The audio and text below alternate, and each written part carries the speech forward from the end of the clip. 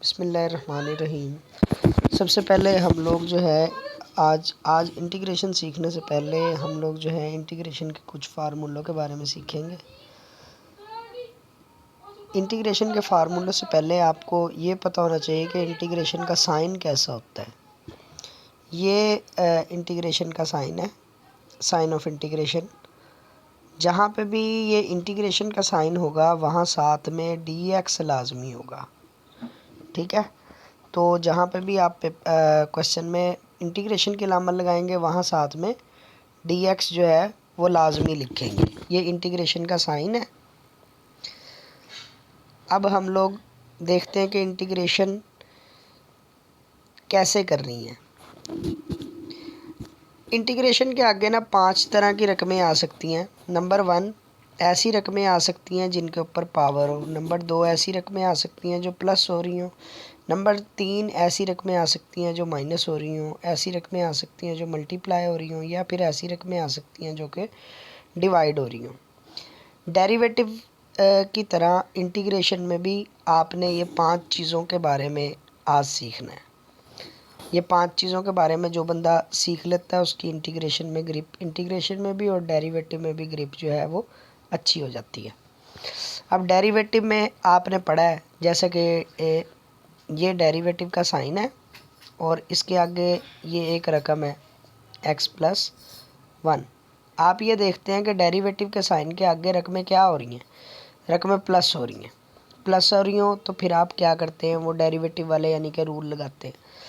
Same इसी तरह से आपने इंटीग्रेशन के साइन के सामने भी यही देखना है कि रकमें जो हैं वो क्या हो रही हैं। ये इंटीग्रेशन का साइन है और इसके आगे आपने रकमों को देखना है कि रकमें क्या हो रही हैं, प्लस हो रही हैं, माइनस हो रही हैं, ज़रब हो रही हैं, तकसीम हो रही हैं, या रकमों के ऊपर होल पे पावर है, ठीक है। अब इस रकम में इंटीग्रेशन के आगे हम देख रहे हैं कि इस रकम के ऊपर होल पे पावर है, तो इसका मतलब ये है कि इस पर पावर रूल लगाएंगे। अच्छा, इसका जो इम्पोर्टेंट रूल है ना वो है पावर रूल। सबसे पहले आज हम पावर रूल के बारे में पढ़ते हैं। पावर रूल ना आपके पास 2 तरह के हैं इंटीग्रेशन में, ठीक है। पावर रूल देखें लगाना कैसे है। सबसे पहले तो पावर रूल की ना शर्त है कि इंटीग्रेशन के आगे अगर किसी भी रकम पे कोई पावर आ गई है, जिस तरह के इसके ऊपर पावर आई हुई है n, तो पावर के बगैर आप रकम का डेरिवेटिव सोचेंगे। अगर इसको n के बगैर हम देखें यानी पावर के बगैर देखें तो ये बनेगा f(x) और f(x) का डेरिवेटिव होगा f'(x)। पावर के बगैर अगर आप रकम देखें तो पावर के बगैर इसका डेरिवेटिव बनता है f'(x). पावर के बगैर डेरिवेटिव होना जो है सामने लाजमी है।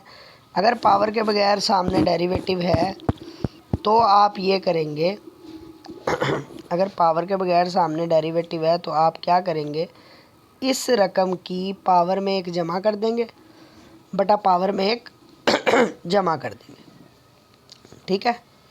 यानी इंटीग्रेशन में अगर कोई भी रकम आई और उसके ऊपर पावर हुई तो सबसे पहले हम ये देखेंगे कि पावर को छोड़कर उस रकम का आगे डेरिवेटिव हो। अगर पावर को छोड़कर उसका डेरिवेटिव सामने है तो आप ये कर देंगे, उस रकम में पावर में 1 जमा कर देंगे बटा पावर में 1 जमा कर देंगे। अब इस सारे में आप लोग ये सोच रहे होंगे कि मैंने सिर्फ इस रकम में पावर में 1 जमा किया, लेकिन ये जो डेरिवेटिव है इसको मैंने सामने नहीं लिखा इंटीग्रेशन में। तो आप ये याद रखें कि जो इंटीग्रेशन में पावर के बगैर आप डेरिवेटिव लिखते हैं वो उसे आप जो है निगलेक्ट कर देते हैं, उसको आपने नहीं लिखना इंटीग्रेशन में। सिर्फ आप ये करेंगे कि इस रकम में पावर में 1 जमा कर देंगे बटा पावर में 1 जमा कर देंगे। पावर के बगैर जो डेरिवेटिव होगा उसे आपने कभी भी नहीं लिखना जवाब में, ठीक है। अच्छा, ये जो फार्मूला नंबर 1 है ये तमाम पावरों के लिए है, लेकिन अगर पावर -1 आए ना तो उसके लिए फार्मूला नंबर 1 नहीं है, उसके लिए फिर फार्मूला नंबर 2 है। अगर पावर -1 आए तो फिर फार्मूला नंबर 2 लगाते हैं। देखिए इस रकम पे पावर -1 है, अब आप कहेंगे कैसे। अगर मैं इस एफ ऑफ एक्स को ऊपर लेकर जाऊं तो ये बन जाएगा एफ ऑफ एक्स की पावर -1। अगर इस एफ ऑफ एक्स को ऊपर लेकर जाऊं तो ऊपर जाके हो जाएगा एफ ऑफ एक्स की पावर -1।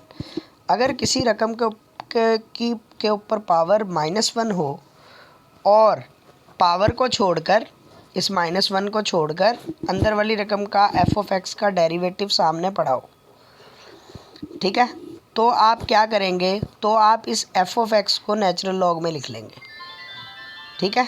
यानी अगर पावर -1 हुई तो आपने रकम को नेचुरल लॉग में लिख लेना है।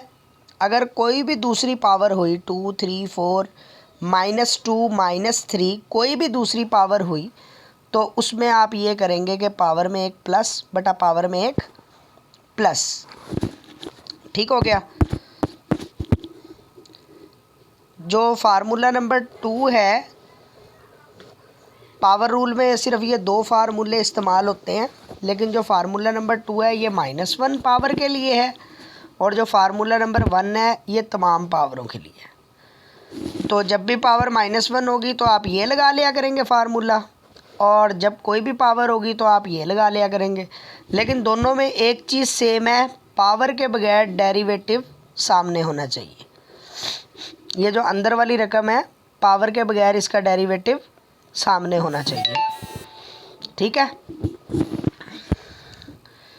अच्छा, इस फार्मूले में भी आपने देखा होगा दूसरे फार्मूले में कि मैंने इस रकम को नेचुरल लॉग में लिख लिया, लेकिन जो पावर के बगैर डेरिवेटिव था उसको मैंने कहीं पे भी नहीं लिखा इधर।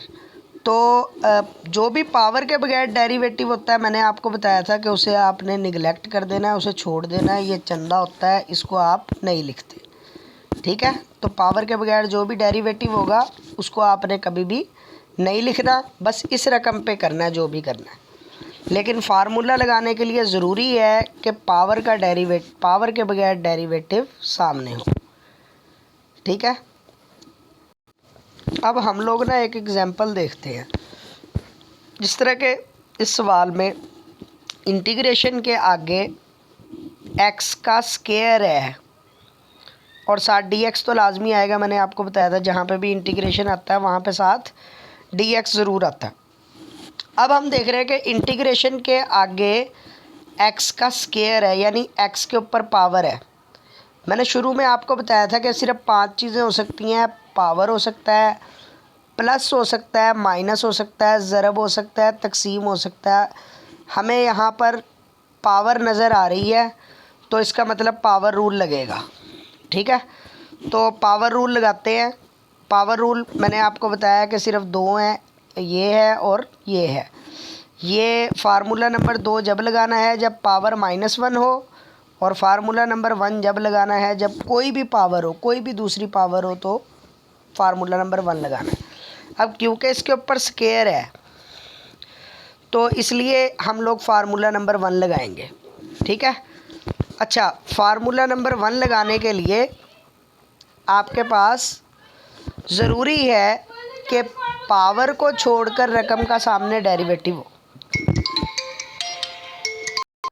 ये फार्मूले दोनों के दोनों लगाने के लिए ज़रूरी होता है कि पावर के बगैर डेरिवेटिव हो। तो चले हम देखते हैं स्क्वायर के बगैर एक्स का डेरिवेटिव, सोचते हैं क्या होता है। एक्स का डेरिवेटिव आप जानते हैं, एक्स का डेरिवेटिव होता है 1, ठीक है। तो अब हमने ये देखना है कि पावर के बगैर रकम का डेरिवेटिव होना चाहिए, यानी कि आपके पास यहाँ पे 1 होना चाहिए, ठीक है। ये पावर वाली रकम है, ये एक्स का स्क्वायर पावर वाली रकम है, और इसके साथ होना चाहिए इसका डेरिवेटिव पावर के बगैर, n को छोड़कर, यानी कि इस 2 को छोड़कर सामने डेरिवेटिव होना चाहिए। x का मैंने डेरिवेटिव लिया, x का डेरिवेटिव बनता है 1, ठीक है, 1 होना चाहिए यहाँ पर साथ। तो क्या यहाँ एक्स स्क्वायर के साथ 1 है? हम जानते हैं कि 1 जो है वो तमाम रकमों के साथ होता है, dx के साथ कुछ नहीं है तो समझ लेंगे 1 तो है, 1 हर नंबर के साथ होता है। तो आप पावर रूल लगाएंगे। पावर रूल क्या है? इस रकम में हम पावर में 1 जमा कर देते हैं बटा पावर में 1 जमा कर देते हैं। तो आप यहाँ पर इस रकम में एक्स स्क्वायर में की पावर में 1 जमा कर देंगे बटा पावर में 1 जमा कर देंगे। लेकिन ये रूल लगाने से पहले बात वही है कि पावर के बगैर सामने रकम का डेरिवेटिव होना लाजमी है। ये देखिए पावर के बगैर डेरिवेटिव 1 पड़ा है साथ, तो आपने ये रूल लगाना है पावर में 1 प्लस बटा पावर में 1 प्लस। ठीक है। अच्छा, जब भी आपको किसी नंबर के ऊपर पावर नज़र आएगी तो आप ये रूल नंबर 1 लगाएंगे या रूल नंबर 2 लगाएंगे। लेकिन ज़रूरी ये कर लेना है, आपने देख लेना है कि पावर के बगैर सामने डेरिवेटिव है या नहीं है। अगर पावर के बगैर डेरिवेटिव हो तो ठीक है, अगर ना हो तो आप बनाएंगे। ठीक है, बनाएंगे कैसे वो भी हम सीखेंगे आगे जाके। चलें जी, अब उम्मीद है आपको पावर रूल के बारे में क्लियर हो गया होगा कि किस तरह से आपने पावर रूल लगाना है। अच्छा, अब इसके बाद हम सीखते हैं कि अगर इंटीग्रेशन के आगे आपके पास कोई कांस्टेंट मल्टीप्लाई हो रहा हो तो आप क्या करेंगे। अगर कोई कांस्टेंट मल्टीप्लाई हो रहा हो तो कांस्टेंट को आप इंटीग्रेशन से बाहर निकाल देंगे। ठीक है, अगर कोई कांस्टेंट मल्टीप्लाई हो रहा होगा तो आप कांस्टेंट को इंटीग्रेशन से बाहर निकाल देंगे। डेरिवेटिव में भी यही रूल है कि अगर कोई कांस्टेंट मल्टीप्लाई हो रहा हो तो उसको हम इंटीग्रेशन से बाहर निकाल देते हैं। इसके बाद है रूल नंबर 3।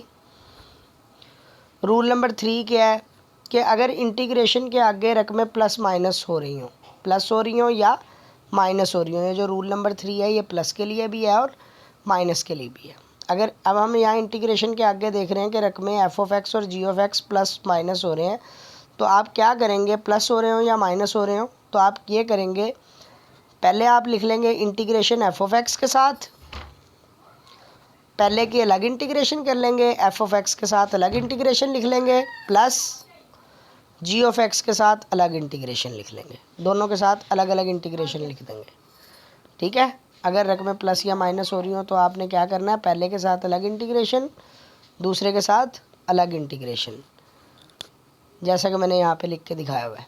इस तरह से रूल नंबर जो 5 है ये है, अगर इंटीग्रेशन में अकेला डी एक्स रह जाए, ये देखें जैसा कि यहाँ पे लिखा हुआ है, इंटीग्रेशन में अकेला अगर डी एक्स हो तो फिर क्या होता है, इंटीग्रेशन और ये डी डेरिवेटिव, ये डी जो है ये आपस में कट जाते होते हैं।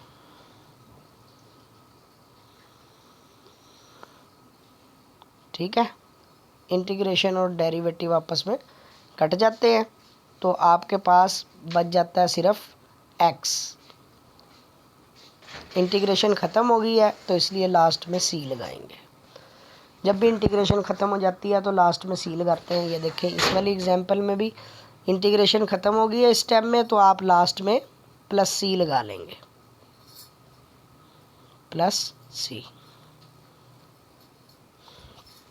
ठीक हो गया।